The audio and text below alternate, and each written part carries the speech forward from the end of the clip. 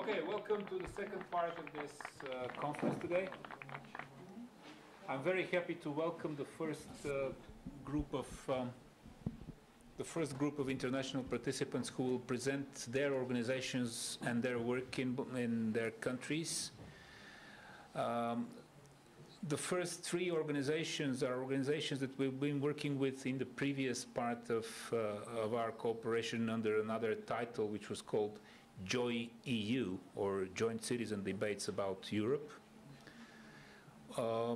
We are following up with them on this next tour of initiatives, policy initiatives in the project EU Impact.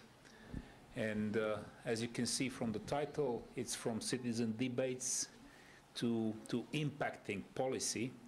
This is what our ambition is under this project, and I would very much like to see how we really manage this next step from debating and from initiating policy debates into something which is more tangible, more realistic. So, without further ado, the countries, the organizations which will be presented to you are arranged in the alphabetical order by the country where they come from, so there is no jealousy who comes when. We start with Albania, a country which is the only one not a member of the EU yet, but hopefully a new member soon. And Blerina Guga has the floor to present her organization. Thank you, Petko, and thank you everyone and each of you for staying with us and listening to our presentations. As Petko mentioned before, it is the second time that my organization partners, Albania Center for Change and Conflict Management, is cooperating in this kind of partnership with a number of organizations from the European Union in order to make citizens' voice heard and in order to make a change in policies relating and regarding to citizen concerns, interests, etc. It's a challenge to be the first representative because I think many of you do not know much about Albania.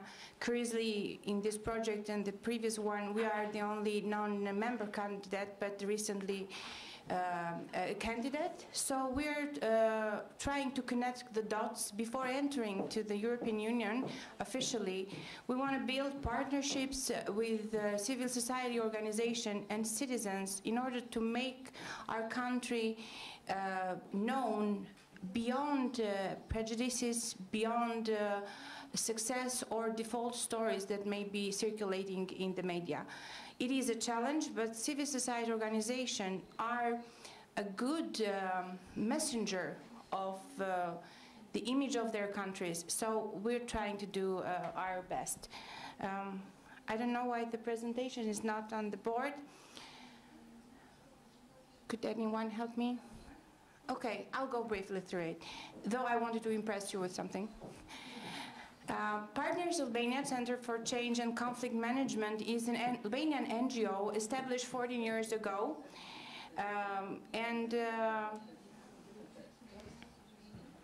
It is an organization, though it's Albanian-based, it is part of a global network of organizations called Partners for Democratic Change. We have offices in 20 countries of the world, but we operate locally, and we collect and advocate for the interest of Albanian citizens within the country and abroad. Mainly our work is related to empowering civil society organization and groups of engaged citizens, formal or informal ones, in order to participate in decision-making processes, in order to come up and get organized and registered as NGOs, to make their opinions. I got it?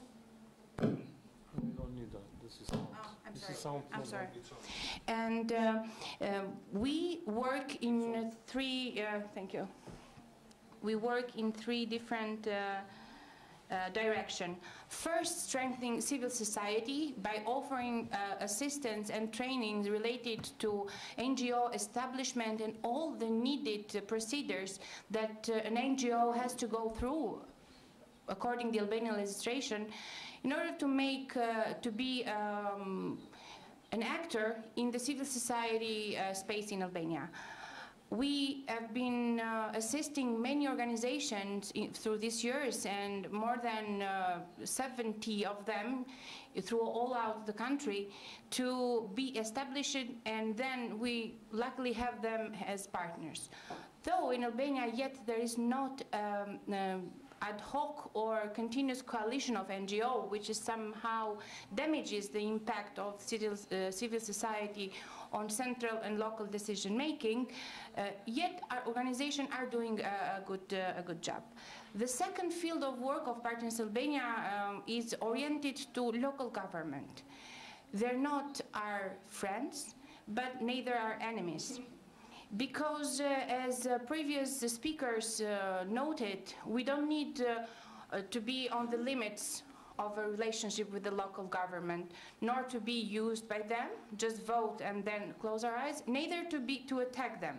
We have to come into a common ground, in a common understanding, to make our voice heard and to make their governing more accountable, and the voices of the citizen of any community heard.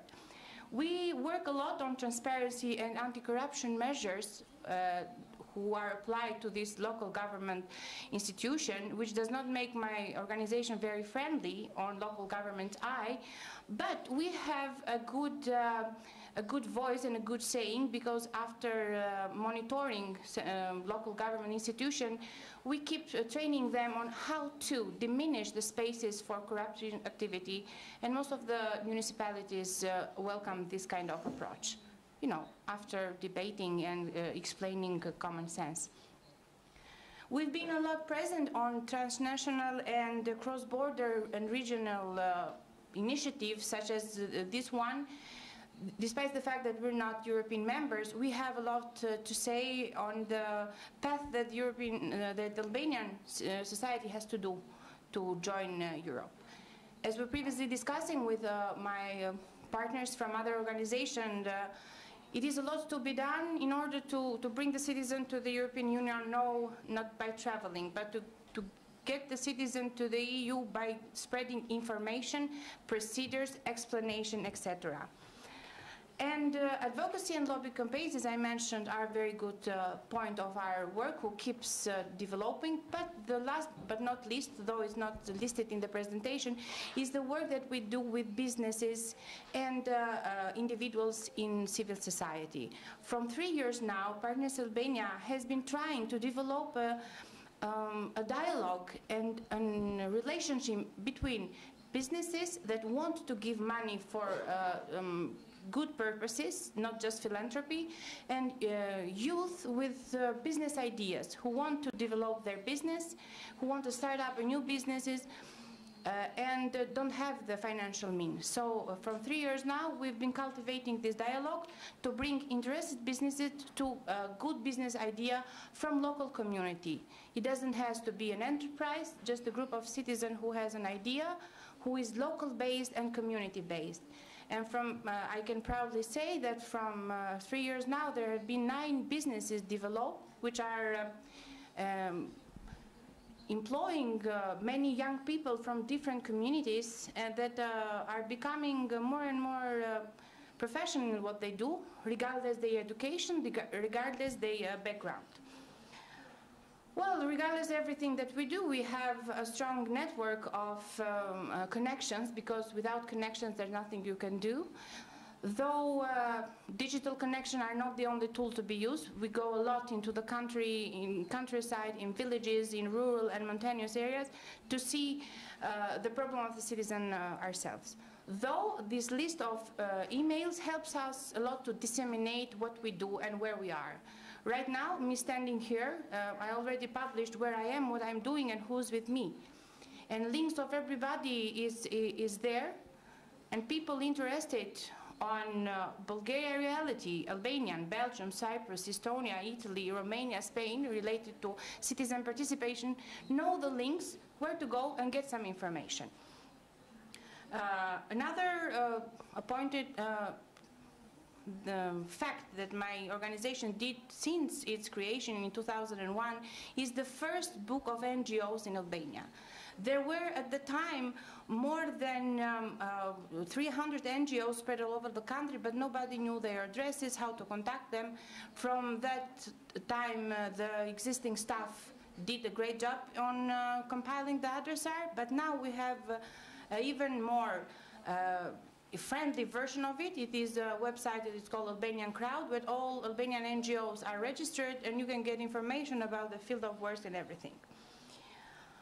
Well, when it comes to citizen participation, it's still a challenge, because while listening to the presentation of my fellows before, there is a need to redefine what we call citizens when we talk about citizen participation, because there are some categories of citizens. Interested and engaged citizens do not wait for NGOs to reach them in order to react. Like naturally engaged or people engaged in NGOs are already active. Now, what is the challenge to be reached from the NGOs, and what is the challenge of the institution to look and to seek for the voice of citizens is to see the non-active people, the non-engaged citizens, the uninterested citizens, the people who are apathetic and they don't really, care about participation, but they suffer the governance, I mean, in brackets, suffers, and all the rules of their society. So what is needs to be done in order to reach this kind of people? And these kind of forums are very, very nice one. Though we lost a part of our audience, I would like to ask how many of you have Facebook accounts? How many of you have an email account or a Twitter account? I think it will be most of us. Why we use them for? Why we use our like smartphone for? We go on Facebook and check what we got, but we never get engaged to see whether our municipality has a Facebook page. How do they communicate with the citizen? Because in Albania, the number of internet users has increased like rapidly. There are more population out of 3 million, 1.5 million have Facebook accounts. Unfortunately, sometimes even kids do have. But what do they use it for? Just for entertainment. This is a channel of communication that CSOs and government as well should use in order to reach much more citizens. And forms of active participation yet are a challenge to be developed, because the virtual reality still is virtual. We need a lot more to see and to do related to inform citizens about their duties, responsibilities, and rights, and how to match these three in order to have a better future for the country and a more perspective one. Well, we're a lot on reality. We travel a lot. Sometimes I do travel all week through to reach different community, but the visibility remains a crucial point. Once you're not in Facebook, in Twitter, in YouTube, or somewhere else, you're not. At least this is how it works for civil society organization. Maybe it sounds a bit funny. It's not funny, because you have to show what you do, not only to get the merits, but in order to spread the word. And you cannot travel all the world through, but information can. So, you know, if you want to have more information about Partners Albania, just check it out on Facebook, and our page is both in English and Albania. That's what we do most of the time. We publish in real time everything we do, because despite the 1,800 list of emails, we have more than 3,000 followers on Facebook and other channels of communication. And by tagging special names and special individuals, we can reach much more audience. In one of the photos, you could see the Deputy Prime Minister, the American ambassador and EU ambassador in Albania, which we use smartly to get attention and to get visibility in the European and international arena. Well, citizens in Albania have been engaged in many forms, but what we have seen and what has impacted and has done a real change and a real impact, there has been during the last year some initiatives. This is the coalition against the import of poisonous weapons that could have been imported from Syria at the time, and the Albanian government, with no transparency, was dealing how to get these arms demounted in Albania, and citizens got engaged like so rapidly just throughout a Facebook page, and thousands of citizens went out in the streets, marched and pushed pressure to the Prime Minister in order to step back from this deal, though it turned out to be that it has economic advantages, but it has more damages than benefits. It is the same page because many Facebook pages were created at the time and were accessed by, as you see, like approximately 6,000 followers. So it is a good sign. But the best sign is that more than half of these 6,000 followers came out in Tirana streets to march against this decision of the government. Another very strong and very courageous initiative that citizens got engaged and got organized was biking against homophobia. LGBT issues are a tough issue wherever in Europe and in Balkans, and especially in my country. Still, it is hard to talk about this, though they're human rights, just as everyone else. And civil society actors, but mostly citizens, young citizens, went out in the 17th of May of 2014 to bike against homophobia and to promote citizen rights and LGBT rights as the same as everyone else's right. It was a provocative march, but it worked because now the LGBT community, not only from this initiative but even for other initiatives, is going to, it has a more public space. And the public opinion is shocked from this reality, but they have to deal with it. They're human as everybody else, and you could tell the difference. Okay, it's a shocking picture, but this is one of the most impacting citizen campaigns in Albania, where bikers advocated, got organized to have their bike route in the streets. It should sound very funny for many of you. Why don't you have a bike route in Albanian streets? But we didn't have it since last year, and people, by getting organized, advocating, finding the spaces for regulation and urban management, find the way to have the bike route signed, and now they can use it freely. Well, conclusion is a big word, but what we have to do is that in order to make citizen participation work, we should investigate on what works, because, as I mentioned before, citizen participation of engaged citizens is not a problem. Of interested people is not a problem. The integration and the participation of the marginalized group, of the people who suffer from disadvantages or from discrimination of any kind, that's the challenge, and how to make bring them closer to the government, local, central, and then to the EU. A kind journalist asked me before, so what does the European has to do in order to get Albanian citizens of Albania attention? From my perspective, not personally, but as a civil society activist, the EU has to understand the mindset and has to tailor an approach to every nation that it has in its big family, because we're all Europeans, but we have specifics. We have different needs, though we have the same rights and responsibilities. the language we speak is not the only difference. Our mindset is another difference that needs to be considered in order to be respected. And I really liked the quote of the member of the European Parliament that said, if internet is safe enough to transfer money, they're damn sure it's safe enough to vote.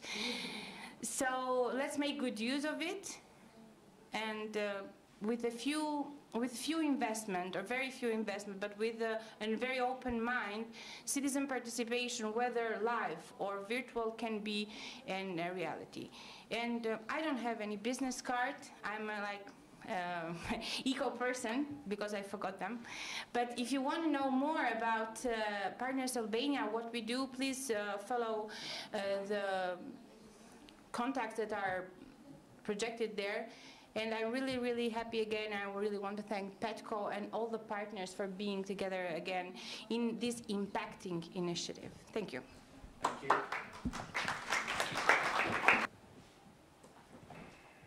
Now, returning to ICAS. Oh, yes, please. We can just find out which one is yours.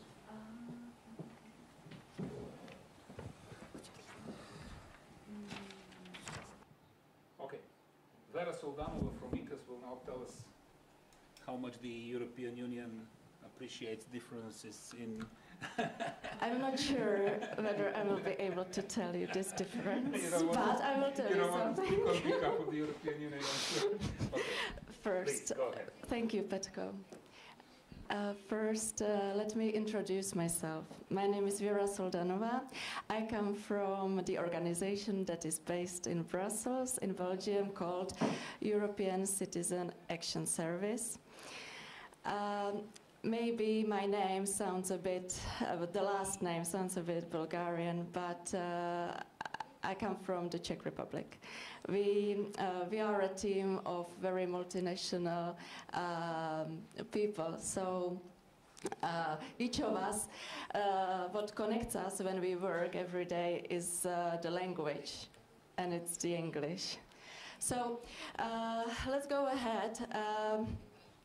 First, let me say who comes to ICAS and with what questions. We receive every week around 100 inquiries from citizens like you, like me, asking us an example. I am a Bulgarian. I would like to travel to the UK. Can I travel with my ID card, or do I need to travel with passport?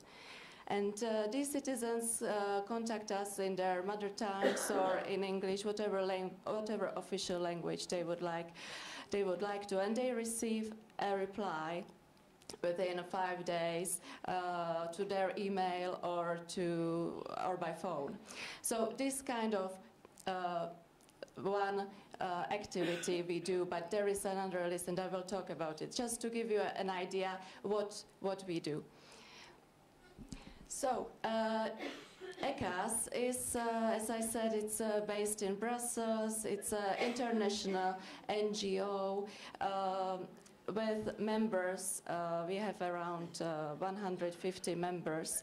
The only difference is that we don't represent our members as many Brussels-based organizations do, but we serve them. You can, as individuals or your organization, while I'm promoting today ICAS, can become member of ICAS, and you can subscribe to receive newsletter every month, or you can subscribe and receive a funding guide for non-governmental organizations, and I will talk about this later. It's just that it's been recently issued, a new one, so you might be interested when you are looking for EU funds yourself, like your NGO. We update, we have a list, we have a online interactive system where we update the contact details and where the funds can be found and how. You can also contact us, and you will receive advice on that. So let's move on, because otherwise I could talk about ICAS for quite a bit. I have been working there for nearly 4 years now, so I can talk on every issue. But let's see, ICAS, it can be divided into 3 pillars. The first one is EU Resource Center services, and it's kind of services that we provide, and I will list them later on. Then open EU decision making, it's something like we want to be transparent, and when we represent citizens. Also, pillar 3, I would say, it's engaging the unengaged, not only in EU countries, but also countries that are becoming candidate countries. So this just gives you an overview of the really main areas. Yes, also I mentioned the ECA's mission statement. So we would like really to support civil societies, NGOs, across the EU. Then we try to defend their free movement rights when it comes to free movement, residence issues, entry rights, when it comes to work, when you leave a country, your home country, you go to host country and you face, it's a new country, you don't know straight away what your rights are, you might feel a bit insecure, where to look for it, you might not understand. So we try to defend citizens' free movement rights. And also we campaign. We would like to bring the EU closer to you, to us, to the citizens.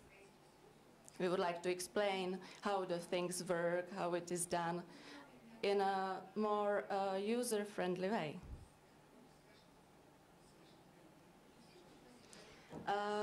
This is one service that you can find when you go to our ICAS website. It's icas.org. You can find any research papers, any documents that are related to EU migration and European Citizens Initiative.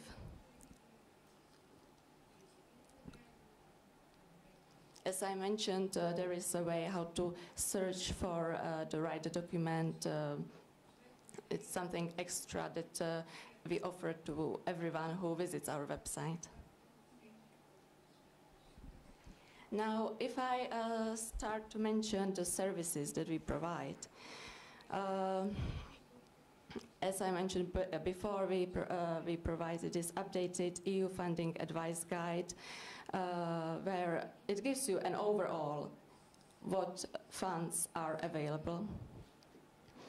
We run this called Your Europe Advice Service that is run by the DG GROW. It's run by ICAS for DG GROW, and we answer inquiries coming from citizens on entry rights, residence, social security, in any EU language, and by email or by phone. With the support of Kent University, ECAS runs EU Rights Clinic. I would like to say an example what EU Rights Clinic have done recently in summer 2013. There was certain evidence of citizens that faced problems when traveling from Gibraltar to Spain, and we accumulated this evidence, this support, and we presented this to Parliament and Commission in the form of petition and complaint.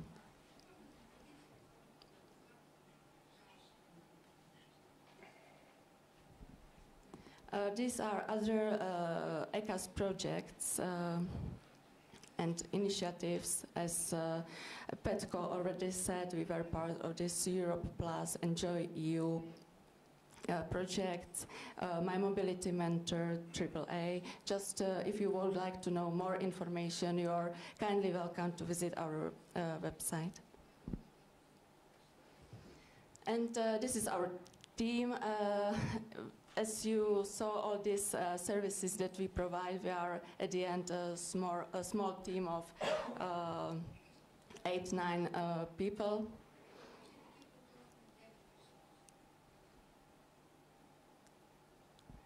And some of our partners that we work with.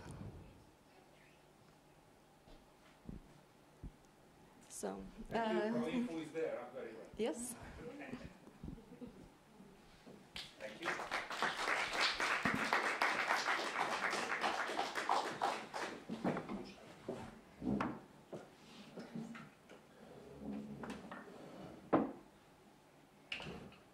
Our next participant comes from Cyprus.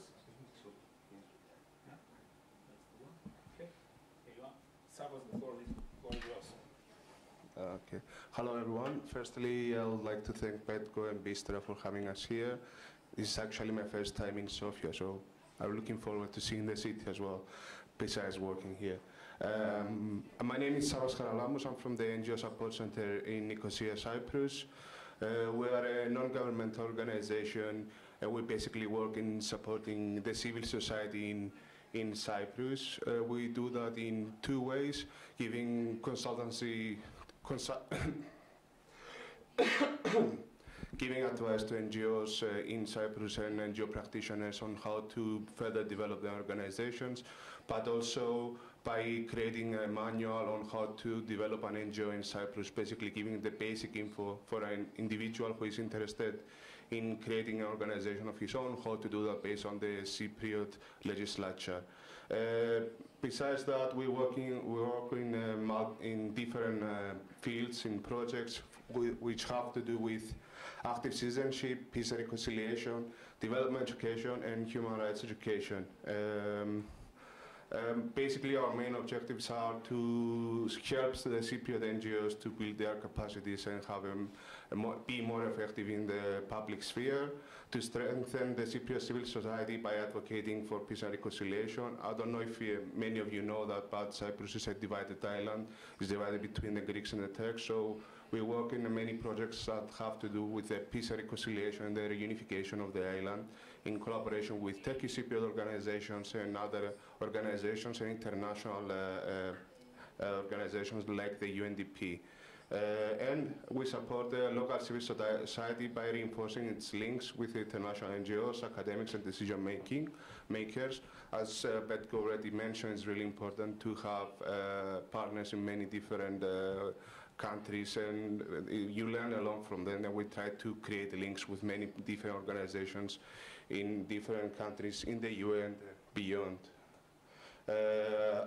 Ourselves as an organization, we are a member of many different networks. We are a member of the NGO development platform, The Development, CINDEP, which is the island-wide NGO development platform. We're actually a founding member of this platform. We're a member of the Civicus, the World Alliance for Citizen Participation, the European Peace Building Liaison Office, which is also in Brussels and is working quite a lot in security and peace building around the world. And we're also a member of the Euro-Mediterranean network of organizations, the Al-Ain Foundation.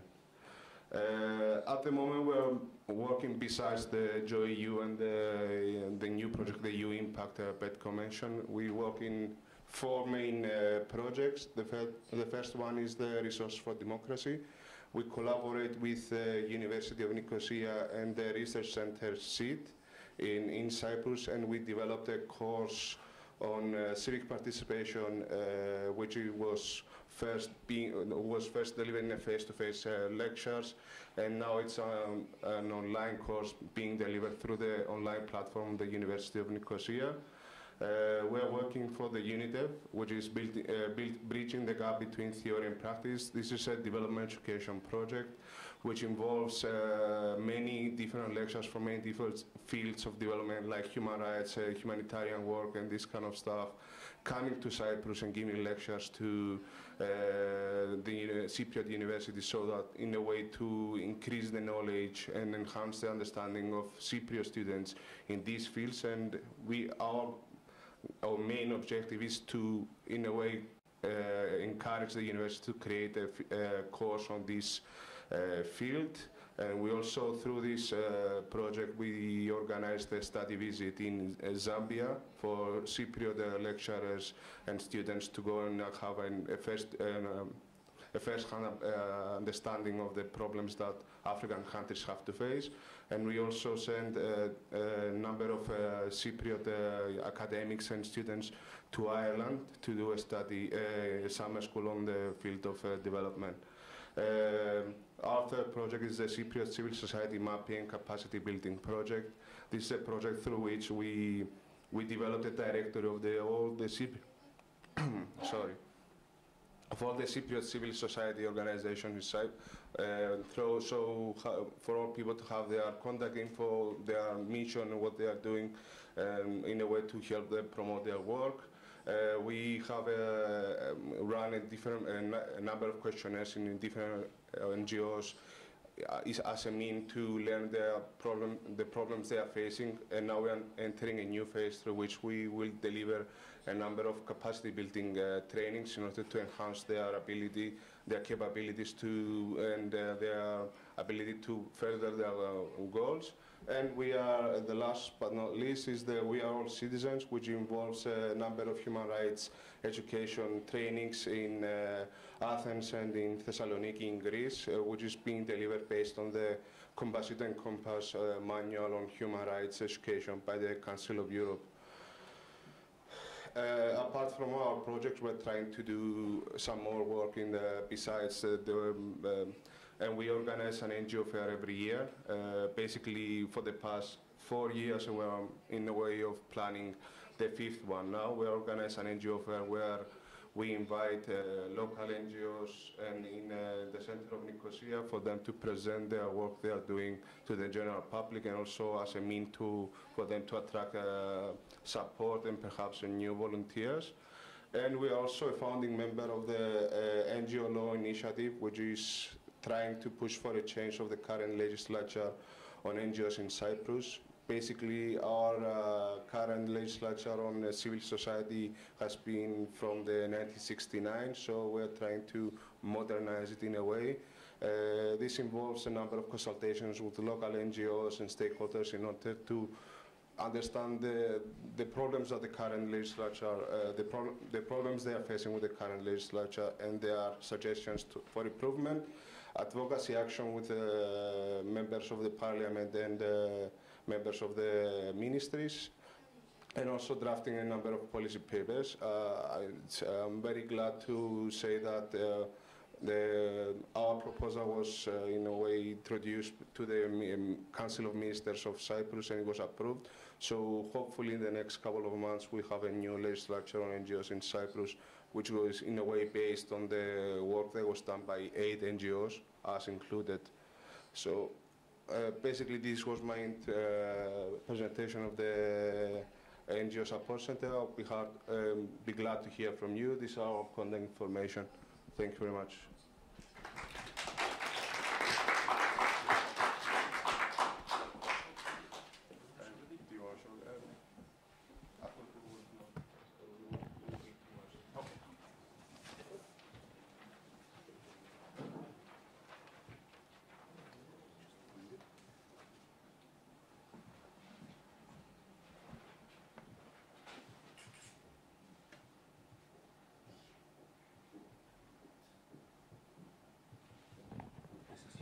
I guess.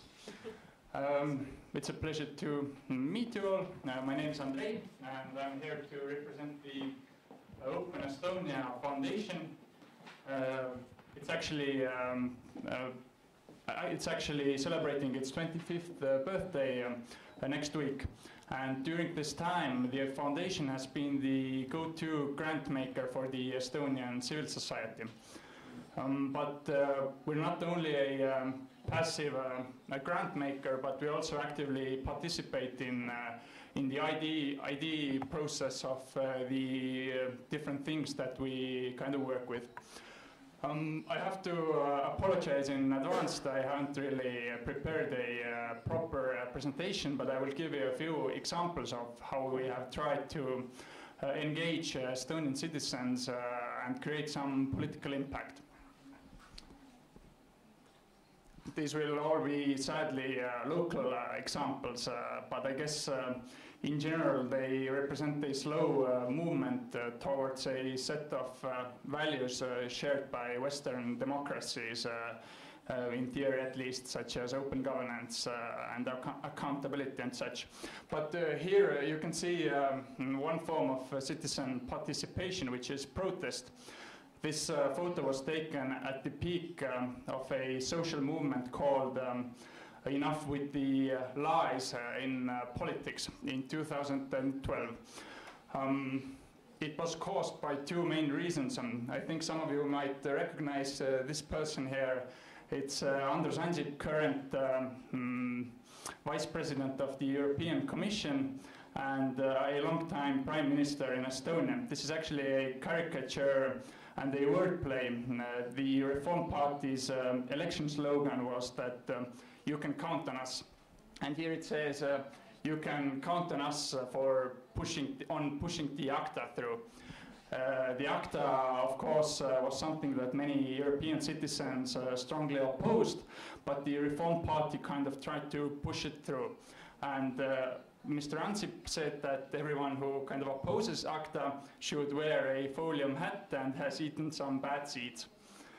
And the second thing that happened was that a member of the Reform Party, a young member, wrote an article where he admitted that he had donated the Reform Party some money that was not his own. So it wasn't illegal per se, but he was kind of bypassing a lot of laws really cleverly that were meant for this kind of illegal donations not running into parties. So there was a huge uproar, hence the protests. The President of Estonia, Mr. Toomas Hendrik Ilves, called together a group of civil society experts, scholars, politicians to find a solution to this crisis in trust towards the political system.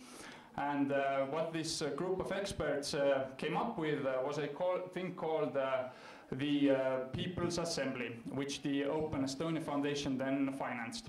So the first stage was setting up a web page where everyone could propose solutions for improving the Estonian political system. So it was open for a month and people could present their ideas, discuss these ideas.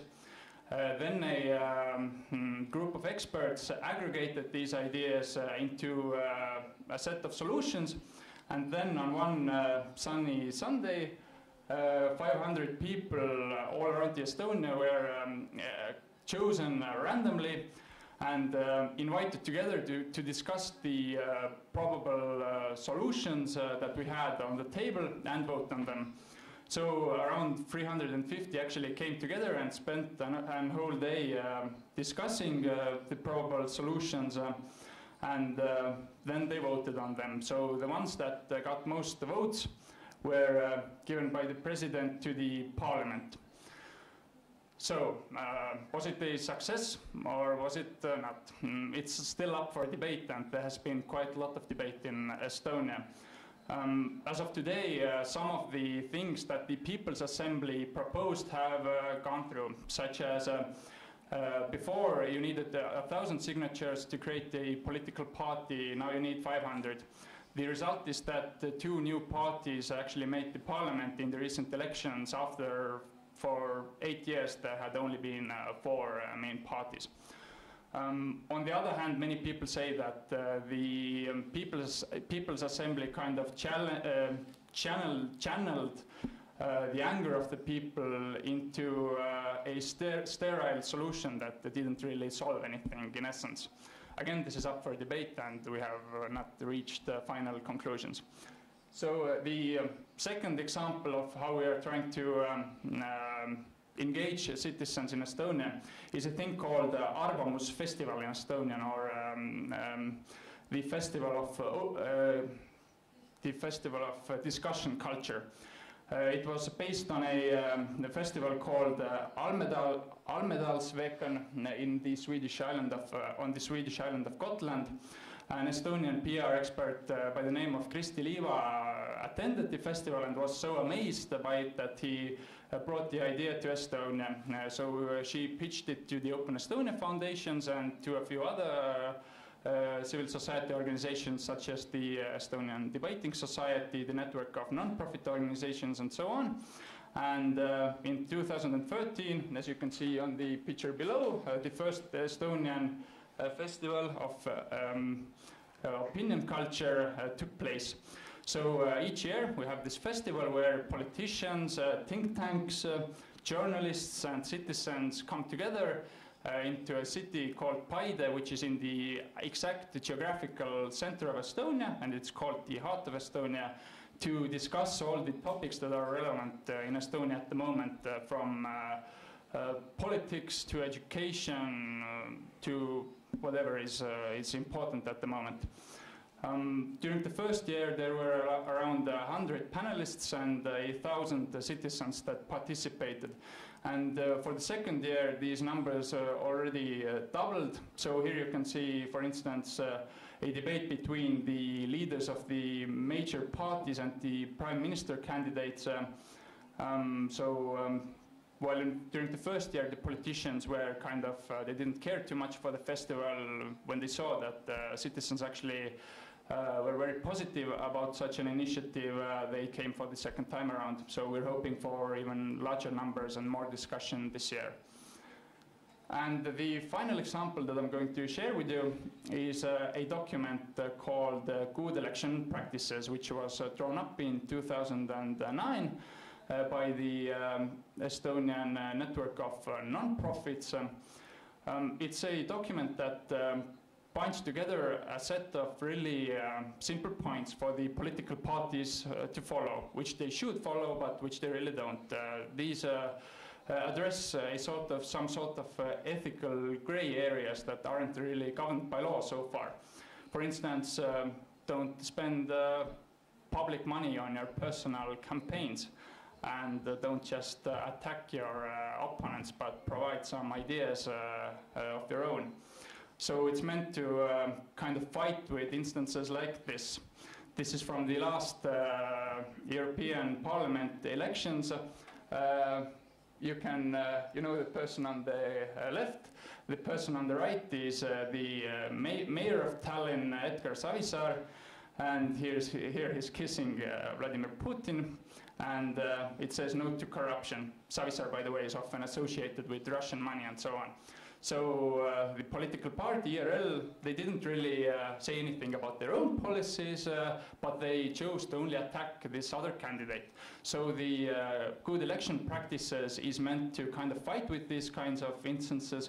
And each time, for each elections, we call together a group of experts that are well known in Estonia that comment on such instances based on the good election practices. Another example of things we are trying to fight is, as I mentioned, public spending on personal election campaigns. Here, prior to the elections, is the mayor of Tallinn, Edgar Savisaar, having a heated discussion with a huge figure that is representing a sort of spirit of Tallinn. It's an opening of a new road, and what they kind of say is that it's an event that is organized by the city, but everyone knows it's actually the campaign for the elections. So again, this is an election campaign for the citizens that is done with the citizens' own money. The result of this thing called good practices of the elections has been that each election time we call for citizens to write to us, and I'm saying we because I coordinate these people, these experts who comment on the different events. We call for the citizens to send us what they see and where they think that parties have acted unethically, done something that is not in accordance with the good practices of the elections.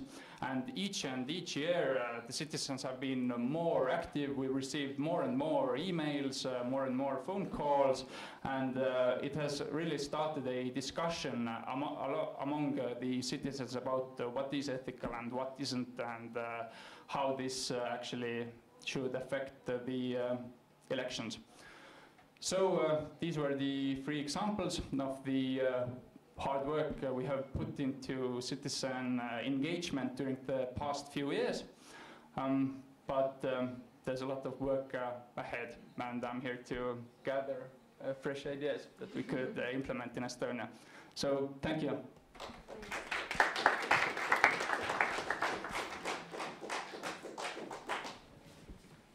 Thanks. Now it's Italy. And we have Renessa Islam talking about the experience of career organization. Let me just find first. It's on Google Chrome.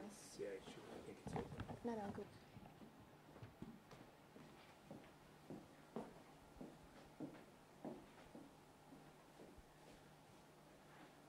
Good morning, everyone. My name is Renessa, and I'm from Cittadinanza Attiva Onlus, Italy, more specifically Active Citizenship Network. And I'll bring you a brief description of ACN, Active Citizenship Network, and a few examples of the work we've done locally and at the European level. Before I start, I'll be reading my notes, so I won't be looking at you lovely people, especially the beautiful lady with the black hat, but please bear with me.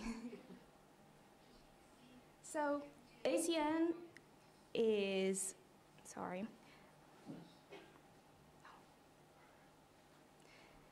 So ACN is a flexible network of more than 100 civic organizations that works in 30 European countries and is open to all civic organizations that defend citizens' rights and public goods in Europe.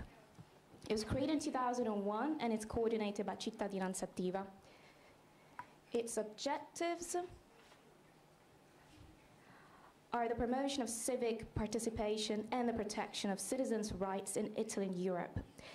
And it has a twofold mission: to contribute to the development of an European active citizenship and to promote the participation of citizens' organizations in European national public policies. Its strategies are to promote the point of view of European citizens in all policy areas, especially on healthcare, consumers, and corporate social responsibility. ACN has a specific expertise in analyzing civic activism and the existing processes of citizen participation. Based on these civic informations, it makes policy proposals aimed at improving citizens' participation at the national and European level. It also has a website and a monthly free newsletter with more than 12,000 readers.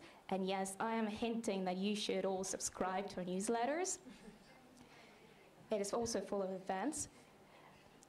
In 2007, ACN was presented to the Civil Society Award by the European Economic and Social Committee for its work in promoting citizens' participation in Europe, and it has coordinated various EU projects funded by the following institutions that you can see on the slide, and it has spoken also numerous European and international conferences. On the other branch, we have Cittadinanza Attiva. Its mission, objectives are the same as ACN. The only difference is that it was founded in 1978 and it's more nationally based. But all in all, it's all in the same. So we're halfway through, and this is the first example from active citizenship and is the basis of our work. So in 2006, ACN promoted a European Charter of Active Citizenship supported by the DG Education and Culture of the European Commission, and it concerns citizens, organizations, and public institutions. It is based on the analysis of 50 good practices between citizens, organizations, and institutions from 10 European Union countries, and comments, feedback, and suggestions from scholars, citizens, organizations, and public institutions. The aim of this charter was at addressing the paradox and filling the normative gap, which was the lack of legally binding text defining the roles, rights, and responsibilities of autonomous citizens, organizations, as well as the related obligations of public institutions. By fully acknowledging the role of autonomous citizens organizations as legitimate fundamental actors in the construction of Europe, this charter has now been published. The second example is the School of Active Citizenship, and this is more specifically for the Italian branch. It was founded in 1997 and aims at educating and training adults who are not only members of local leaders of Cittadinanza Attiva, but also representatives of European civic organizations, public administrators, officials of private companies, citizen groups, and teachers.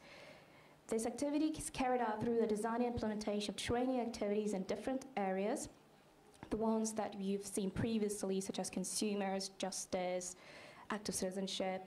And since 2007, the School of Active Citizenship is accredited by the Ministry of Education. A sub-example of a project that the School of Active Citizenship did was when the euro was introduced in Italy.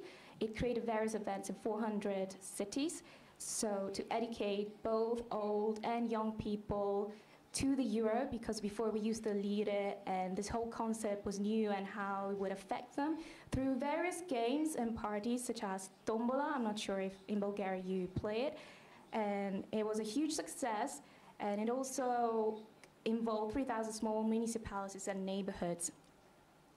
The second example, it's more at the European level, and it was a 4-day workshop on climate change and the politics of the environment, and it involved 25 young students from 15 to 18 years old to strengthen the culture of European citizenship among young people in several EU countries. The proposed policies have been presented to the Swedish presidency for joint plan action called New Energy for Europe. The third example, it's on the health, especially on the European Charter of Patients' Rights. It was drafted in 2002 in collaboration with 12 citizens' organizations from different EU countries, which states 14 patients' rights that aim to guarantee a high-level human health protection to assure the high quality of services provided by the various national health services in Europe and to create a European public on patients' rights. The best example for this is the European Patients' Rights Day. ACN is organizing and institutionalizing the European Patients' Rights Day on the 12th of May this year in Brussels, and it aims to increase awareness and information on the concept of patient empowerment and encourage organizations of patients with chronic diseases to take the lead in the debate of pain empowerment. The last example is on the justice for consumers. Cittadinanza Attiva has created PIT, the Integrated Project for Citizen Protection, and it provides guidance, information, and citizen protection for those citizens who have experienced inadequate services in the health service, other public service in the area of justice. You can find their yearly reports on our website. They also have YouTube videos of the complaints and claims that they receive each year. Just last year, we received more than 9,000 complaints from citizens, and we published reports on telephone services, banking, public transport. And we have reached the last slide, and I hope I did not bore you to death. And I would like to leave you with this last quote: acting as a citizen is the best way to be a citizen. Thank you.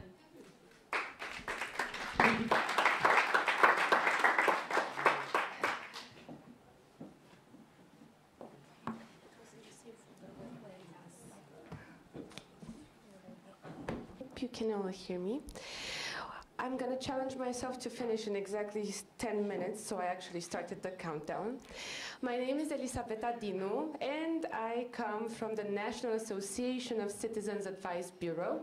I'm going to refer to it as NACAP. As you can see in the slide, our mission is to consolidate the Romanian society by offering services of information and advice and by promoting the interests of all citizens in the decision-making process. We are a non-governmental organization, of course, but what's interesting is that we are constructed as a federation of NGOs, which means that we have both a federative structure, but we function as an umbrella over our members. So we have 36 NGOs that are members of our organizations that also founded CABs, Citizens Advice Bureaus. As you can see, our organization is meant at supporting and directing the activities of the CABs. And we are promoting their activities, coordinating their activities, and so on. About the CAB geography, I told you that we're a network of 36 CABs, but 36 CABs means we have 36 Citizens Advice Bureaus, but each Citizen Advice Bureau may have several branches, so this is why we say that we cover around 60 localities in Romania, both rural and urban areas. You can actually see a map of the main places where we have CABs around Romania. We are quite lucky because this is the reason why we managed to work on different levels, we say. This is why I put here the strategic directions of NACAB. First, you see information and advice. Our organization was founded in 2002, and information is a prerequisite for successful democracy, because democracy is constructed around people that vote and trust representatives to represent their interests and their wishes. But we can only hold accountable these representatives if we are well informed and we know our rights. So this is how we provide and why we provide information. Advice, it means that we want the citizen to know what are all his or her options when they make a choice, when they act. You see that the second strategic direction we have is community organizing and community development. In the past couple of years, we started working with communities, not only with individuals.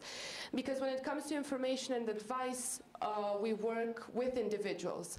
But after several years of experience, our colleagues in the CABs realized that you have one individual coming to you with a problem, but then you have a second one that comes with the same problem, the third, the fourth.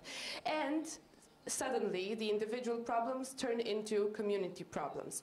So this is why we started doing also community organizing and community development, because we realized that we are a resource as CABs in the communities, and we can identify which problems are community problems. So now the CABs are trying also this second strategic direction to be a resource centered for community development and community organizing. Our third strategic direction, of course, the European dimension, the reason why we are here today. You can see here a couple of photos from one of our Go to Vote campaigns, some of my colleagues in the pictures. When it comes to our European dimension, we started, of course, a bit before we joined the EU. You know that we joined the EU at the same time with Bulgaria in 2007. But I tried to pinpoint here the most important four steps when it comes to our European dimension. So first of all, offering Romanian citizens the sense of ownership of the EU. This goes hand in hand with raising awareness of the impact of the EU on the lives of citizens, and also with providing information about the EU and its institutions. But the next step is going from, let's say, representative democracy to participatory and direct democracy. Because we know that in 1979 we had for the first time elections for the European Parliament. We know that in 1992 we had in the Maastricht Treaty written that introduced the concept of European citizenship. But what do we do with this concept of European citizenship? We need to have ownership over it, but also we need to make use of the participation tools that we have. The most basic, of course, participating in the European elections. What's quite funny, I actually realized that my mother, I'm an activist when it comes to the European Union, and in the 2009 elections, my mom didn't know that she has to go to vote for the European parliamentary elections. So you realize that these things, although might seem really simple, are not exercised by people daily. So we need to have ownership first of the participation tools, and then we're going to be able to say that we also have ownership over our European Union citizenship status. And I also placed here a couple of projects which are very dear to us. I'm not going to go through all of them. Now we have 11 projects at the same time. We're also a small team as ICAS. We're only 7. But I'm only going to mention a couple of our projects that have this European dimension. I just mentioned the participatory means, how a citizen can participate in the European Union, let's say, the legislative process as well, but in general. And I mentioned here our EPIC project, European Participation Initiatives for Citizens. NACA was the main applicant. We were partnered with ICAS, as you can see, and also with Civil College Foundation Hungary. We conducted a study about the activity and how citizens access petitioning to the European Parliament, complaining to the European Ombudsman, the ECI, the European Citizens Initiative, and also the European elections, of course. This project, I think, ended just in February 2015, as you can tell. But it is one of the projects that is very, very dear to us. The next one that I decided to introduce here was another project that was really, really important for us. It was mentioned by Vera as well. The My Mobility Mentor M, it was the project about providing information to Romanian and Bulgarian workers that want to go and work abroad. And we were really happy that this project really had a good impact, because we organized this pre-departure meetings, and we actually had the local media, as you can see here, talking about the events, and we had people attending them, and we really felt like these people got to learn important things for them before they departed. As you can tell, it was initiated by ICAS. NACA was a partner, and as I said, it is because for us it's one of the, let's say, one of our dearest projects as well. I introduced here another 2 projects. One of them is the Joy EU. I'm just going to mention it briefly because it is the reason why, it was the first step in being here today. I just wanted to mention that we had a conference as well in Bucharest, and that the topic that we discussed was solidarity in times of crisis. But enough about Joy EU, because my colleagues already mentioned some things about them. The other project that I wanted to mention is Focus on Europe. This is an interesting project for us because we work with youngsters, with youth, high school students and faculty students, and we are trying to involve them into monitoring the activities of the European members of the Parliament. So we're trying to not only to reach them with information, but also involve them into the process of providing information to others as such. The last thing that I want to mention, I think I almost got to the 10 minutes that I promised. The last thing that I want to mention is that NACA, as an organization, we advocate for citizens' rights. We're trying to let's say, represent the citizens' rights in the decision-making process. And we're trying to do that first at the local level. We do it through the CAPs.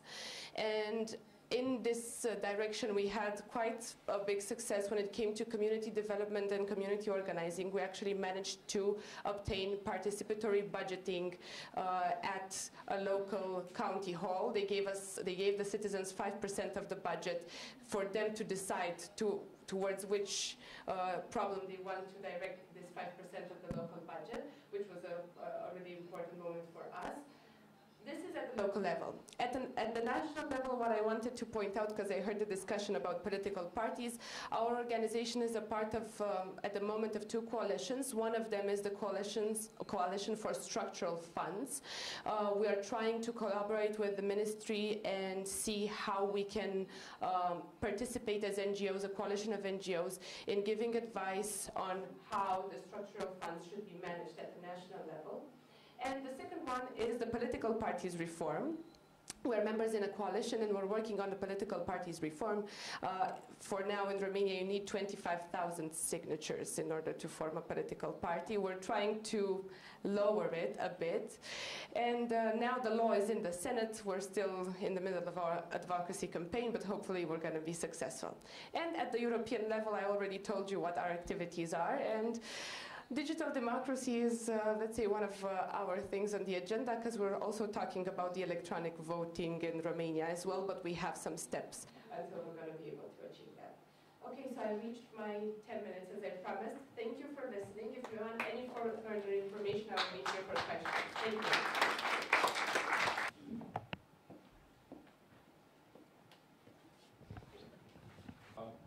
Representative from a foundation, Citizen Foundation from Spain, Aida. She will tell you more about her organization and their activities. Thanks a lot, Pepco, and we're so happy to join you on this project. As I'm the last one, I'll try not to make it too long. I think that most of you are a bit hungry, so I don't want you to be angry as well. So I'll go for, is this one? Okay.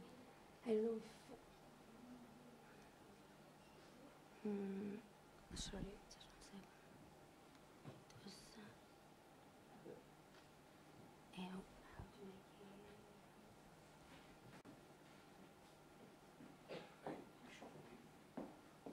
was, how to make it? Okay, start talking and I'll download. Okay. Okay. Well, as Petko said, my name is Aida and I come from Fundación Ciudadanía in Spain. Thanks for being here. Well, since 2005, Fundación Ciudadanía brings together the most important social agents. That means public servants, citizens, participation mediators, politicians, and citizens. Well, we have different frameworks. One of them is the cultural, we have a strong cultural commitment.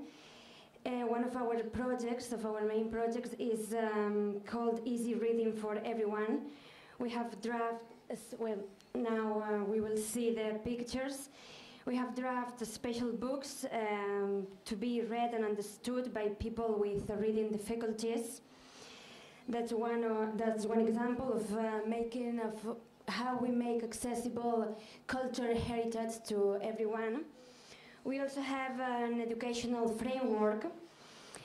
One of our educational projects is called Education and Training in Human Rights for Everyone. This project, as we will see, don't worry, I mean the information, it is just pictures, but the important information is the one that I'm saying.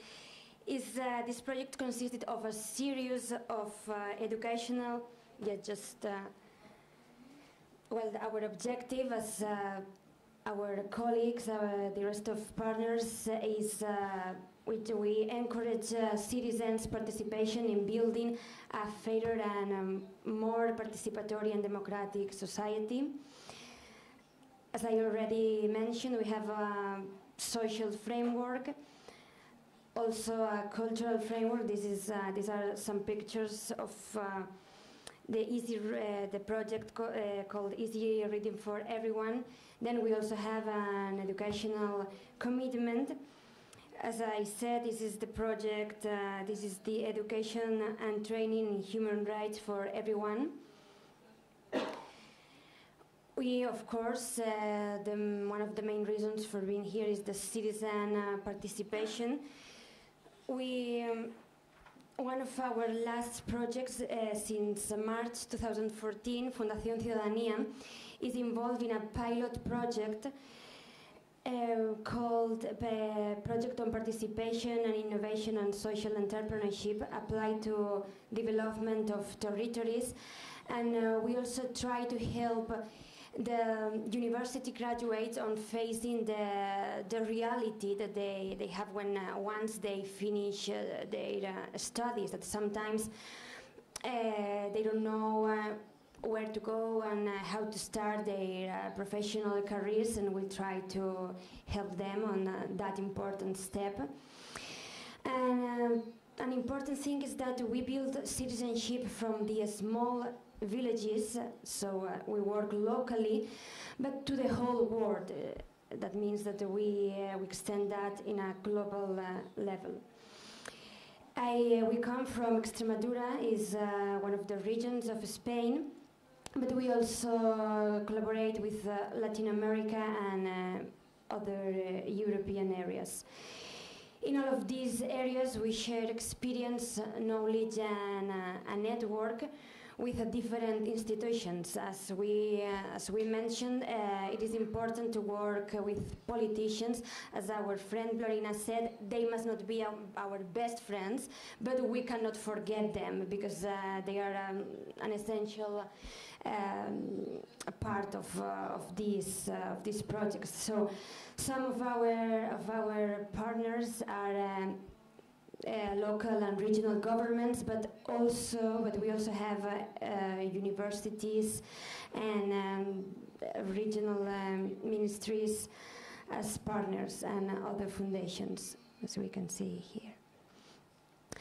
Okay, we don't forget that it's time for youth in Europe, that we need to bring European affairs to our youth, to our young participants, and we participate in Plan D through the Euroactivos network. In Euroactivos network we have 3 pillars.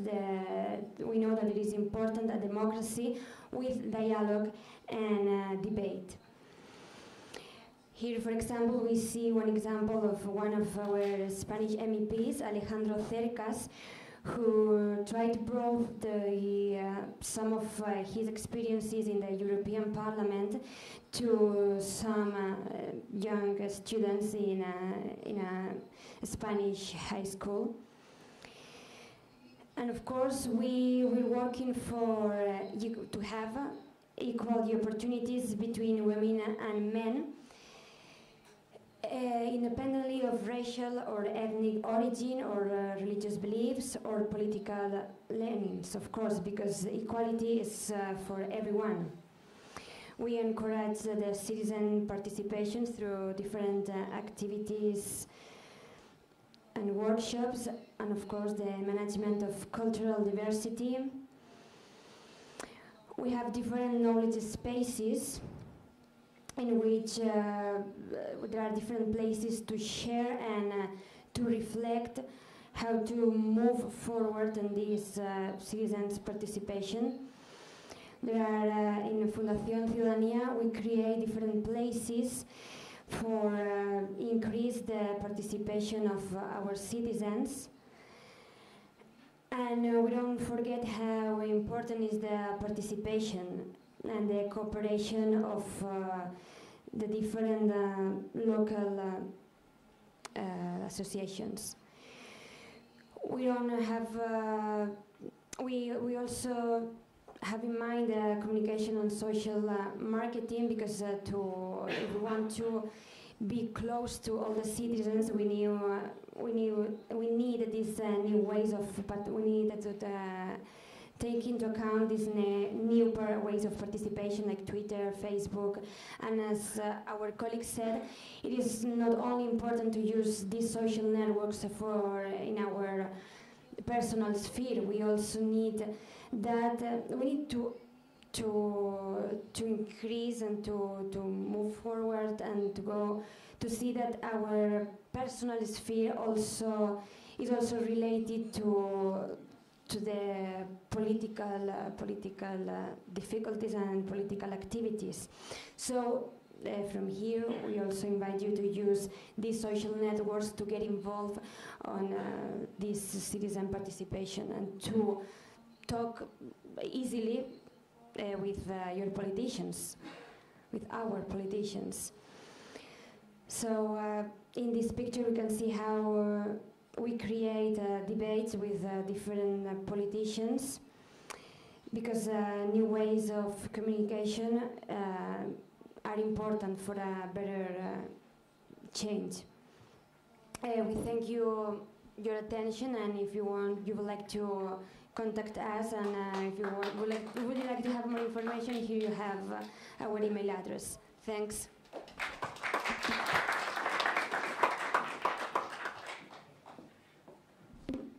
Thanks, everyone. There is one more member of the network who is joining us right now. They weren't able to come, but we are hoping to have an organization from France joining the network for the first time. That will be happening, I hope, over the next couple of weeks. So by the time we get to our first policy initiatives, we will be an even stronger team. Now, thank you once again for your presentations. Thank you.